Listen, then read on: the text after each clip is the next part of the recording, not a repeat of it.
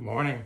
So I realized after the last videos that since I'm putting these on YouTube and not just Instagram or Twitter, I should probably film these horizontal so they look nicer.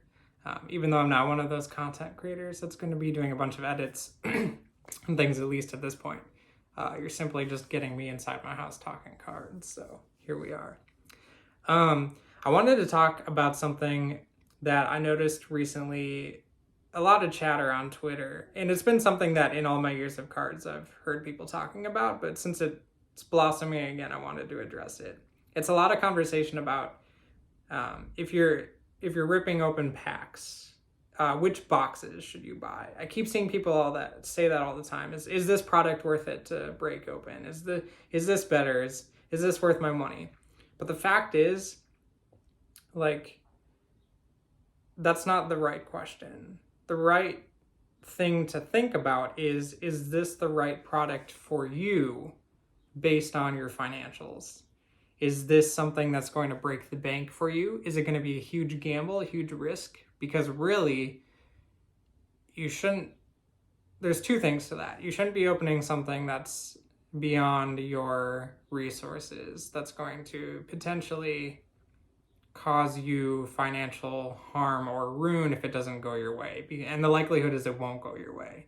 Secondly, as much as we see all the big hits all the time, those are just snapshots of people are posting their highlights all the time, their wins. They're not posting their losses. It's not like that all the time. You're only seeing the big stuff.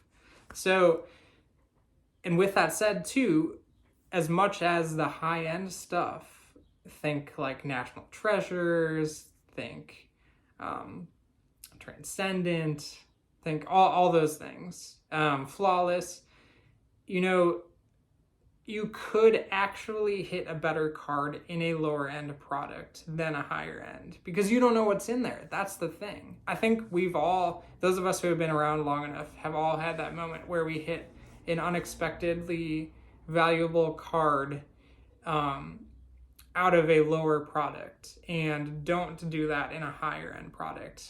Higher end doesn't guarantee big card.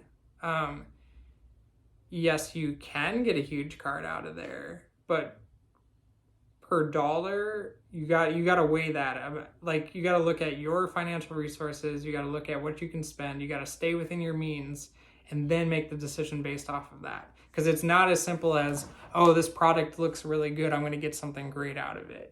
And also, secondly, like, make sure you're always having fun. Like, think, if I opened this and didn't hit anything valuable, would I still have had fun opening it? If it's not fun, don't do it. Seriously. Like, that's where I think people get into trouble, especially with sports cards. When you get on, the moment you feel yourself coasting or on autopilot, just ripping stuff for the next thrill or high of doing it, or trying to recoup losses on a previous thing, it's not for you. That's why I think it's really important to, if you're strictly a collector, really set aside a certain amount of dollars, and then when you hit that, just don't.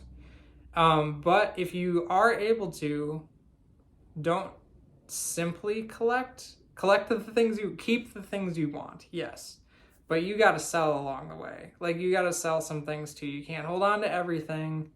You got to let some stuff go, and then you can roll that into the next thing, like, if that's what you really want to do, but still keeping it within your means. But overall, like, make sure it's fun. The moment it's not fun anymore is the moment you need to reconsider maybe what you're doing within the industry, or if it's for you at that moment. And it doesn't mean that it's not for you for forever, but sometimes that means maybe it's just time to take a little pause, take a little break. That's just my 2 cents. Peace.